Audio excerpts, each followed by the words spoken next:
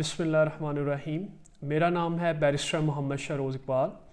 आज की इस वीडियो में मैं एक्सप्लेन करूंगा 6 selection factors criteria to meet the eligibility criteria for a Canadian express entry profile. ठीक है जी।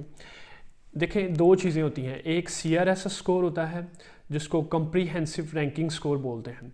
वो तब कैलकुलेट होता है जब आप एक्सप्रेस एंट्री के पूल में इंटर हो चुके होते हैं, लेकिन आपको पूल में इंटर होने से पहले भी एक एलिजिबिलिटी क्राइटेरिया मीट करना होता है। उसको बोलते हैं 6 सिलेक्शन फैक्टर्स क्राइटेरिया। अब उसमें 6 सिलेक्शन फैक्टर्स क्राइटेरिया के टोटल आपके पास होते हैं 100 पॉइंट्स। आपने 100 में से मिनिमम 67 पॉइंट्स जो होते हैं वो सिक्योर करने होते हैं। अगर आपके पॉइंट्स जो हैं वो 66 भी हैं तो आप एलिजिबिलिटी क्राइटेरिया मीट नहीं करेंगे और एक्सप्रेस एंट्री प्रोफाइल आप बिल्ड नहीं कर सकेंगे। ठीक है जी। इसका मतलब ये है कि आपको एक्सप्रेस एंट्री के पूल में इंटर होने के लिए इस 6 सिलेक्शन फैक्टर्स क्राइटेरिया के आउट ऑफ 100 में से एटलीस्ट 67 आपको पॉइंट्स सिक्योर करने होंगे। ठीक है जी। तो अब ये पॉइंट्स कैसे कैटेगराइज होते हैं वो मैं आपको एक्सप्लेन कर देता हूँ। सबसे पहले आ जाते हैं लैंग्वेज। आपको जो लैंग्वेज चाहिए वो है आइट्स। अब आइट्स आपको जनरल चाहिए। ठीक है जी। अब अगर तो आप लिसनिंग में लेते हैं 8 बैंड और 777 लेते हैं आप ऑल अदर आइट्स बैंड, तो फिर आपके मैक्सिमम होंगे 24 पॉइंट्स। ठीक है जी। फिर अगर आप लिसनिंग में लेते हैं 7.5 और ऑल अदर 6.5, तो फिर आपके बैंड होंगे 20 पॉइंट्स।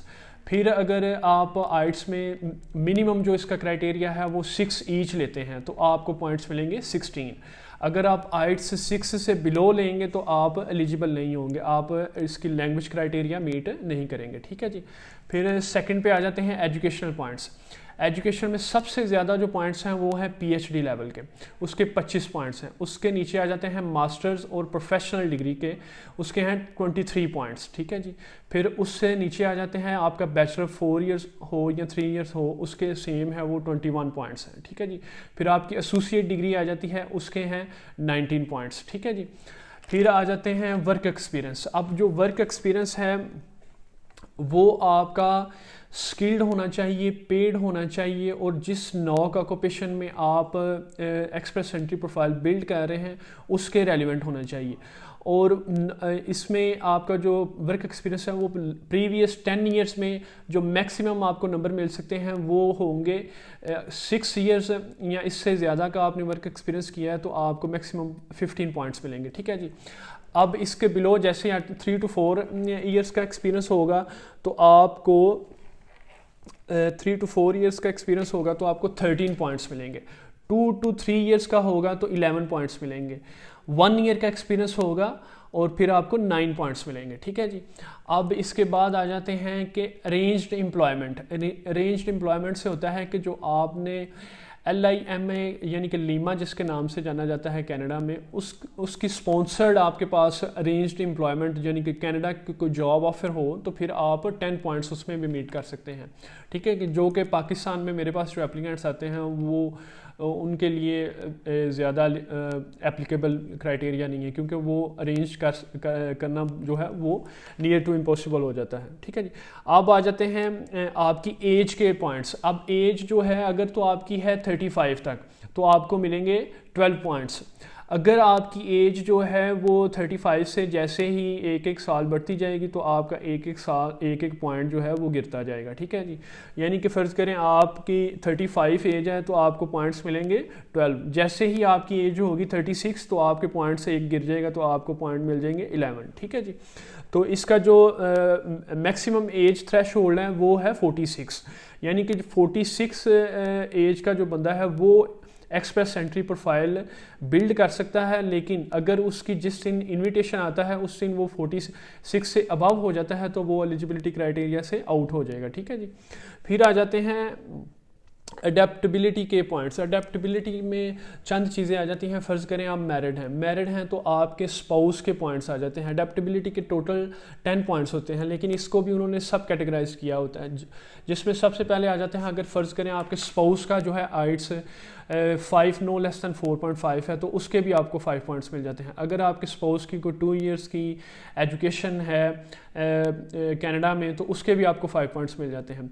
अगर आपके स्पाउस का कोई रिलेटिव है, कोई आप उस या आपका कोई रिलेटिव है कनाडा में, जैसे brother sister, parents, grand parents, uncle aunt, ठीक है जी, तो उसके भी आपको 5 पॉइंट्स मिल जाते हैं। ठीक है जी। अब आगे आ जाते हैं कि अगर आपकी पर्सनल जो मेन एप्लीकेंट है उसकी कोई कनाडा की एजुकेशन है 2 इयर्स की, तो उसके 5 पॉइंट्स मिलेंगे। और अगर आपका जो मेन एप्लीकेंट है उसके कनाडा का कोई वर्क एक्सपीरियंस है 1 ईयर का पेड, और वो भी रेलिवेंट आपके नॉक ऑक्यूपेशन में है, तो उसके आपको 10 पॉइंट्स मिलेंगे। ठीक है जी।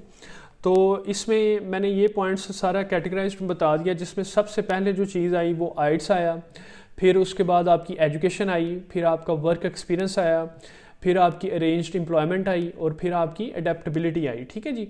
और इसमें फिर एज पॉइंट्स भी आ गए। ठीक है जी। तो इन सारे पॉइंट्स में आपको मैंने बता दिया कि अगर आप आइट्स में पॉइंट्स ज़्यादा लेंगे तो कितने मार्क्स आएंगे, फिर आपका एजुकेशन लेवल मास्टर्स लेवल होगा, ग्रेजुएशन लेवल होगा, या पीएचडी लेवल होगा, तो आपके कितने पॉइंट्स बनेंगे। फिर मैंने एज का बैंड बता दिया कि एज आपकी 35 तक होगी तो कितने पॉइंट्स मिलेंगे, और उससे ज़्यादा होगी तो कितने पॉइंट्स मिलेंगे। ठीक है जी। फिर मैंने आपको जॉब ऑफ़र का बता दिया कि कनाडा में अगर आप जॉब ऑफ़र सिक्योर कर लेते हैं तो वो कैसे मिलेगी।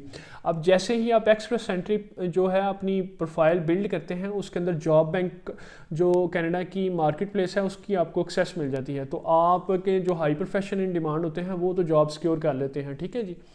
अब अडेप्टेबिलिटी पॉइंट्स भी मैंने आपको बता दिया, जिसमें स्पाउस की और आपकी कनाडा का एक्सपीरियंस, वर्क एक्सपीरियंस, एजुकेशन और रिलेटिव्स काउंट हो जाते हैं। ठीक है जी।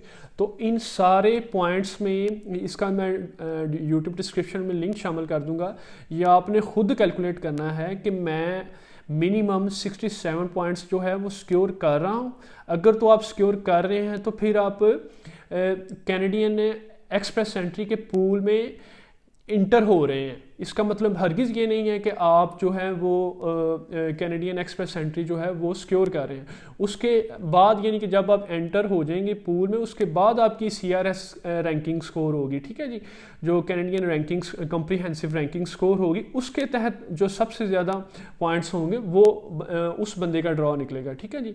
और उसमें जो कैटेगराइज्ड बेस्ड होते हैं, जैसे हेल्थ प्रोफेशनल्स हैं, कंस्ट्रक्शन से रिलेटेड हैं, इंजीनियर्स हैं, वो कैटेगराइज्ड बेस्ड ड्रॉ में उनका नाम आ जाता है, क्योंकि उनको प्रोविंशियल नॉमिनेशन आ जाती है और उनका रैंकिंग स्कोर जो है वो अबव चला जाता है। तो ये थी आज की मुख्तसर वीडियो, जिसमें मैंने बताया कि एक एलिजिबिलिटी क्राइटेरिया कैसे मीट करना है और कॉम्प्रिहेंसिव रैंकिंग सिस्टम में कैसे रैंकिंग अपनी हाई करनी है। ठीक है जी। तो ये मुख्तसर वीडियो अगर आपको पसंद आई तो काइंडली लाइक करें, सब्सक्राइब करें और शेयर करें। Thank you.